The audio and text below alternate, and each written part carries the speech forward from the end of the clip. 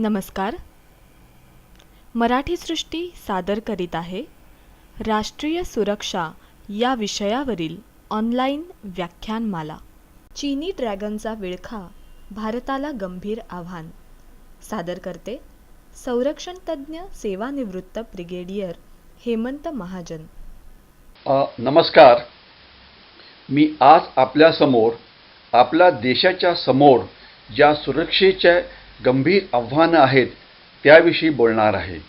देशासमोर दोन गंभीर आव्हानं आहेत, एक तर आपल्या सीमेवरती आणि दुसऱ्या आपल्या देशाच्या आतमध्ये. त्यामध्ये देशाच्या सीमेच्या बाहेर चीनी ड्रॅगनचे जे आव्हान आहे ते अतिशय मोठं आहे आणि प्रत्येक सामान्य माणसाला याविषयी नक्कीच कल्पना असायला पाहिजे, कारण सामान्य माणूस चीनी ड्रॅगन विरुद्धच्या लढाईमध्ये पुष्कळ काही असतो. नक्षलवाद हा चीनमुळे पसरतो आहे असं आपल्याला सांगितलं जातं. ते आव्हान खूप मोठं आहे.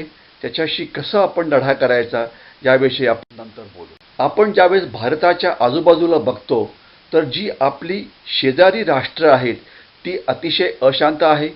आज जगामध्ये कुठे पण आतंकवादी हल्ला झाला तर त्या आतंकवादी हल्ल्याचं मूळ अफगाणिस्तान किंवा पाकिस्तान असतं.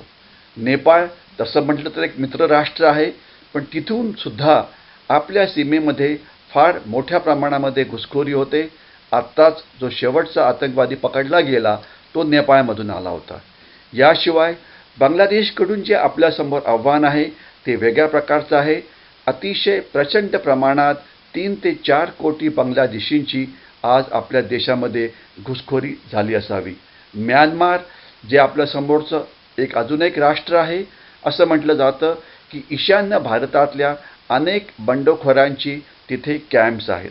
तर म्हणून जरुरी आहे की ही जी आपली शेजारची राष्ट्र आहे ज्यांच्याशी आपले संबंध चांगले असावे आणि यांच्याकडे आपलं लक्ष असावं. भारताचा समुद्रकिनारा 7,600 किलोमीटर याची लांबी आहे आणि आपल्या समुद्रात 2 आपली ग्रुप ऑफ आयलंड्स आहेत, लक्षद्वीप आणि अंदमान आणि निकोबार.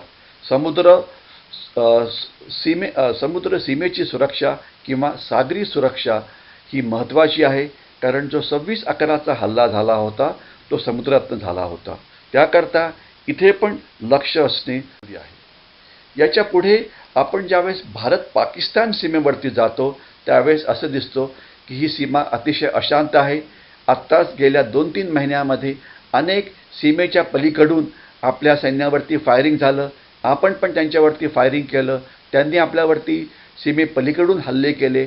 जबाब म्हणून आपण सुद्धा त्यांच्यावरती काही हल्ले केले असावेत.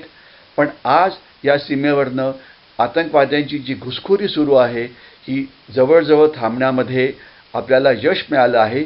पण येणाऱ्या काळामध्ये ही सीमा नक्कीच अशांत राहील. खास तर जी इंटरनॅशनल बॉर्डर आहे जी सुरू होते जम्मूपासून खालपर्यंत, तिथे पण लक्ष देणं हे महत्त्वाचं आहे. आपण पुढे जाऊया.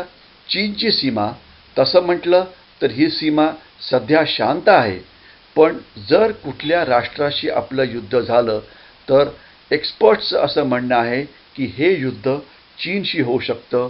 2015 ते 2020 पर्यंत याकरता युद्ध होईल की नाही कोणी सांगू शकत नाही, पण नक्कीच आपण युद्धाकरता तयारी करायला पाहिजे.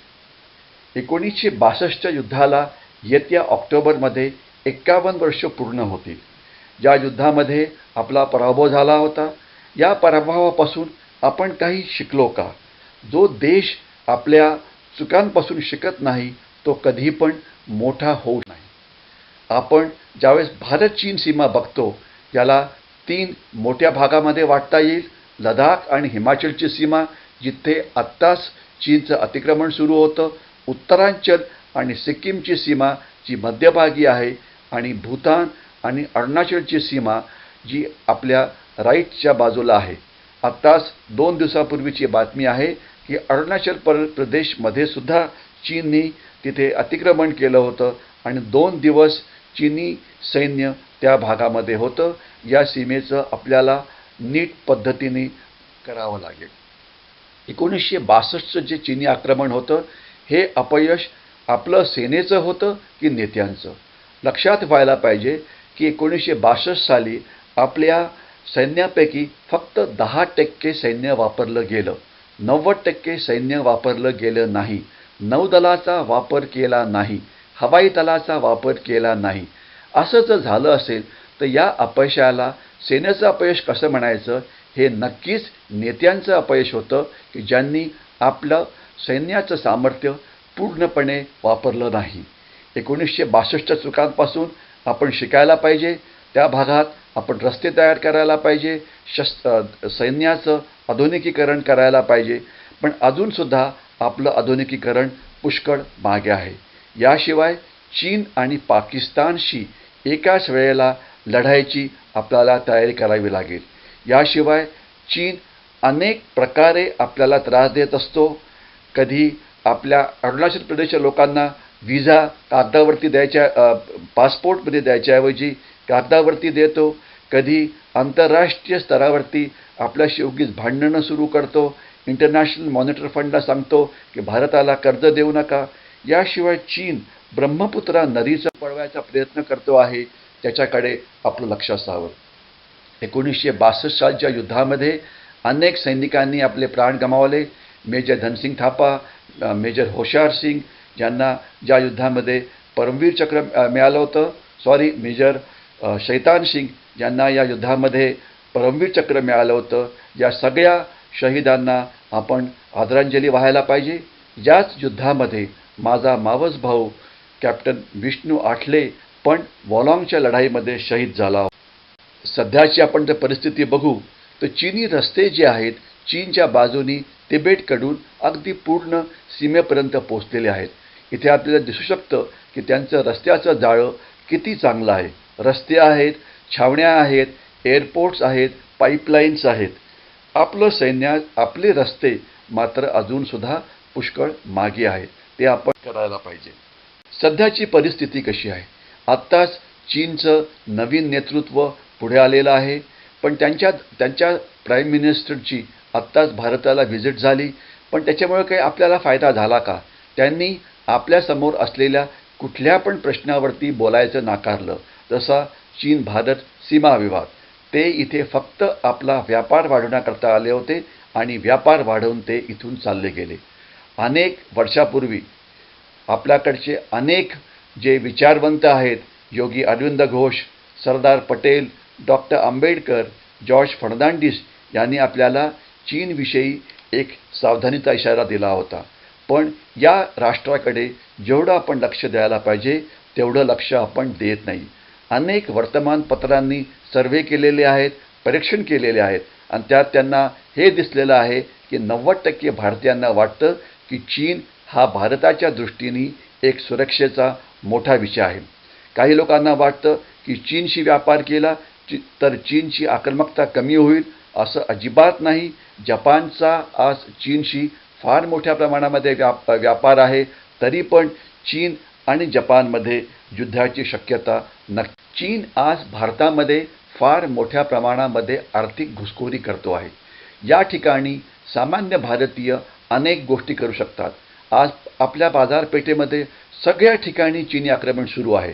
ते फेंगशॉई असो की बोन्साई असो की दिवाळीच्या गोष्टी असो, दिवाळीचे कंदील असो की दिवाळीचे फटाके असो, खेळणी असो, या सगळ्या ठिकाणी चीनी मालांनी आपल्या भागामध्ये आपल्या बाजारात अतिक्रमण केलं आहे. यामुळे आपल्याला याच्यापासून आपल्याला दोन नुकसानं होतात. एक तर जे भारतीय इंडस्ट्री आहे, भारतीय कारखाने आहेत, ते या चीनी आक्रमणामुळे बंद पडायला लागलेले आहेत. याशिवाय चीनी गोष्टी स्वस्त असल्यामुळे आपण त्या विकत घेतो आणि याच्यामुळे आपल्या एन्व्हायरमेंटवरती फार नंतर मोठ्या प्रमाणामध्ये नुकसान होतं. कारण चीनी गोष्टी, चीनी वस्तू जास्त वेळ टिकत नाही. याशिवाय बांधकाम क्षेत्रामध्ये, टेलिकॉम क्षेत्रामध्ये चीननी मोठ्या प्रमाणामध्ये त्यांना कंत्राटं मिळालेली आहेत. याच्यामुळे जी भारतीय कारखाने आहेत, भारतीय इंडस्ट्री आहे, जसं की BHEL जी सरकारी हा कारखाना आहे, अशा प्रकारच्या कारखान्यांना मोठ्या प्रमाणामध्ये नुकसान होत आहे. दूरसंचारचं तंत्रज्ञान, त्यांचं जाळं या भागात सुद्धा चीननी मोठ्या प्रमाणामध्ये प्रवेश केलेला आहे. एक वेळ अशी होती की ज्यावेळेस गांधीजी म्हणायचे स्वदेशी, पण आता ही भाषा मात्र जवळजवळ नष्ट झालेली आहे. या गांधी विचारांचा आज पुन्हा एकदा विचार करायची पाळी आलेली आहे. आपण फक्त स्वदेशी गोष्टीच वापरायला पाहिजे ज्या आपल्या देशामध्ये तयार होतात आणि चीनी आर्थिक घुसखोरी आपण थांबवायला मदत करायला पाहिजे. आज आपला जो लघुउद्योग आहे, खेळण्याचा असो की इतर कसला असो, त्याच्यावरती फार मोठ्या प्रमाणामध्ये चीनी आक्रमण होतं आहे. ते आपण कुठल्या पण परिस्थितीमध्ये थांबवायला पाहिजे. अनेक प्रकारचे मेड इन इंडिया चीनी गोष्टी ज्या भारतामध्ये येत आहेत त्या आपण थांबवायला पाहिजे. आज डॉलरची किमतीमध्ये रुपयाची किंमत फार कमी झालेली आहे. आजच येत होतं की $1ची किंमत ₹65 झाले आहे. याच्यामुळे महागाई वाढते आहे. याच्यामुळे पेट्रोलचे डिझेलचे रेट पुन्हा वाढणार आहेत. याचं एक कारण असं आहे की आपण सध्या आपलं जे राष्ट्रीय उत्पन्न आहे याच्या पुष्कळ जास्त गोष्टी चीनमधून आयात करतो आहे. जर आपण चीनी गोष्टींवरती बहिष्कार घातला तर डॉलरची मागणी कमी होईल, ज्याच्यामुळे आपला सध्याचा जो रुपयाची किंमत जी रोज कमी कमी होते आहे ती वाढण्याकरता मदत होईल. म्हणून स्वदेशीची भाषा सगळ्या सामान्य माणसांनी लक्षात ठेवायला पाहिजे आणि चीनी गोष्टींवर बहिष्कार घालायला पाहिजे. आज चीननी भारताला अनेक ठिकाणं वेढण्याचा प्रयत्न केला आहे. जर ते आपल्याला वेढू शकतात तर आपल्याला कुठली मित्र राष्ट्र नाही का? आपण त्यांना वेढू शकत नाही का? आज चीनविषयी बहुतेक सगळी राष्ट्र आजूबाजूची चीनच्या विरुद्ध आहे. ते जपान असो की व्हिएटनाम असो की तैवान असो की इतर राष्ट्र साऊथ ईस्ट एशियामधली असो, आपण या सगळ्या राष्ट्रांबरोबर आपली सामरिक भागीदारी तयार करायला पाहिजे. आणि जसं चीन आपल्याला वेढण्याचा प्रयत्न करत आहे तसंच आपण सुद्धा त्यांना वेढण्याचा प्रयत्न करू शकतो. आणि एक लक्षात ठेवायला पाहिजे, सध्या आपलं निषेध ते बहिष्कार याच्याशिवाय नुसतं चीनला नुसतं लेटर पाठवणं याच्यावरती आपला फार जास्त विश्वास आहे. परराष्ट्र खात्याचा आपण फार जास्त वापर करतो आहे, पण एक लष्करी सामर्थ्याचा आपण वापर चीनविरुद्ध करू शकतो का? नक्कीच करू शकतो. आपण सुद्धा पर्याय आपल्यासमोर आहे हे लक्षात ठेवायला पाहिजे. आपण चीनशी कसं वागायला पाहिजे? चीनशी युद्ध केव्हा होईल कोणीही तज्ज्ञ हे सांगू शकत नाही. म्हटलं जातं की 2015 ते 2020च्या मध्ये हे युद्ध होऊ शकतं. पण सैन्याचं सामर्थ्य बनवण्याकरता, रस्ते बनवण्याकरता, रेल्वे बनवण्याकरता, विमानतळ बनवण्याकरता फार वेळ लागतो. सैन्याचं आधुनिकीकरण आज पुष्कळ मागे पडलेलं आहे. त्याला आपल्याला त्याची आपल्याला वेग वाढवायला पाहिजे. आपलं सैन्य आपल्या देशाचं रक्षण करण्याकरता समर्थ आहे का? राष्ट्रांनी आपल्या सुरक्षितेविषयी अगदी निश्चित असावं. आपलं सैन्य नक्कीच चीनशी युद्ध करण्याकरता निपुण आणि समर्थ आहे. प्रश्न आहे तो केवळ राजकीय नेत्यांच्या इच्छाशक्तीचा. राजकीय नेत्यांनी जर इच्छा प्रगट केली तर आपण आपलं स्वतःचं रक्षण चीनविरुद्ध नक्कीच शकतो. आज आपण ज्यावेळेस भारताची अंतर्गत सुरक्षा बघतो तर चीन आणि पाकिस्ताननी अनेक पद्धतीने भारताच्या विरुद्ध छुपयुद्ध चालवलेलं आहे आणि पाकिस्तानची गुप्तहेर संस्था ISI याला पूर्णपणे कोऑर्डिनेट करत आहे. आज देशामध्ये काही भागामध्ये आतंकवादी घटना होतात. काश्मीरमध्ये थोड्या प्रमाणामध्ये छुपयुद्ध चाललेलं आहे. ईशान्य भारताचं बांगलादेशीकरण होतं आहे आणि नक्षलवाद आज आपल्या देशामध्ये पसरला आहे. आपण जर 1994 सालापासून 2012पर्यंतचे आकडे बघितले तर जवळजवळ 62,000हून जास्त भारतीय या छुप्या युद्धामध्ये जे चीन आणि पाकिस्ताननी आपल्या विरुद्ध चालवलेलं आहे याच्यामध्ये त्यांचा मृत्यू झालेला आहे आणि याच्या 4 पट जास्त भारतीय गंभीररित्या जखमी झालेले आहेत. याचा अर्थ असा की हे जे छुपयुद्ध आहे याच्यामध्ये भारतात पुष्कळ मोठ्या प्रमाणामध्ये त्रास होतो आहे. आज पाकिस्तानमधून जे आतंकवादी आपल्या देशामध्ये यायचा प्रयत्न करतात ते कसे येतात हे या स्लाईडमध्ये दाखवलेलं आहे. आतंकवाद्यांना ट्रेनिंग दिलं जातं, त्यांना रिक्रूटमेंट केली जाते, त्यांना पैसे दिले जातात आणि त्यानंतर त्यांना 5 ते 10 आतंकवाद्यांच्या ग्रुपमध्ये भारताच्या आत घुसण्याकरता सांगितलं जातं. भारतीय सैन्य त्यांना लाईन ऑफ कंट्रोलवरतीच त्यांना मारण्याचा प्रयत्न करतं. 99% घुसखोरी तिथेच थांबवली जाते. 1% आतंकवादी देशाच्या आत घुसण्यामध्ये त्यांना यश मिळतं आणि मग ते देशाच्या बॉम्बस्फोट वगैरे अशा प्रकारच्या घटना करतात. एक मोठा जो मोठी समस्या आपल्या देशासमोर आहे ते आहे ईशान्य भारताचं बांगलादेशीकरण. मी पहिले पण म्हणालो होतो 3 ते 4 कोटी बांगलादेशी आज भारतामध्ये घुसले असावे. आज ईशान्य भारताचे जे डिस्ट्रिक्ट जिल्हे बांगलादेश सीमेच्या जवळ आहे तिथे या लोकांचं प्रमाण फार मोठ्या प्रमाणामध्ये वाढलेलं आहे. हा नकाशा आपण बघू शकता, याच्यावरून आपल्याला कळेल की ही समस्या किती गंभीर आहे. याशिवाय आता बांगलादेशींनी भारताच्या बाकी भागामध्ये सुद्धा यायला प्रयत्न सुरू केलेले आहेत. आपण जर पेपर वाचत असाल तर रोज एक 7-8 दिवसामध्ये रोज बातमी येते की मुंबईत 7 बांगलादेशी पकडले, पुण्यामध्ये 2 पकडले, विदर्भात 4 पकडले. आज त्यांनी अनेक ठिकाणी आपली अतिक्रमणं केलेली आहेत.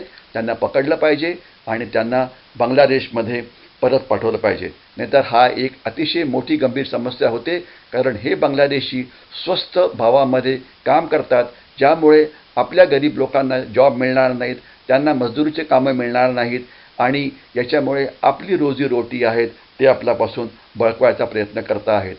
अशा प्रकारचं त्यांचं जे आपल्या नोकऱ्यांवरती जे अतिक्रमण आहे हे आपण नक्कीच थांबवायला पाहिजे. आणि याच्याशिवाय बहुतेक 99% बांगलादेशी हे रोटी कपडा मकान करता आले असतात, पण एक थोडेसे नक्कीच उलटी कामं पण करतात.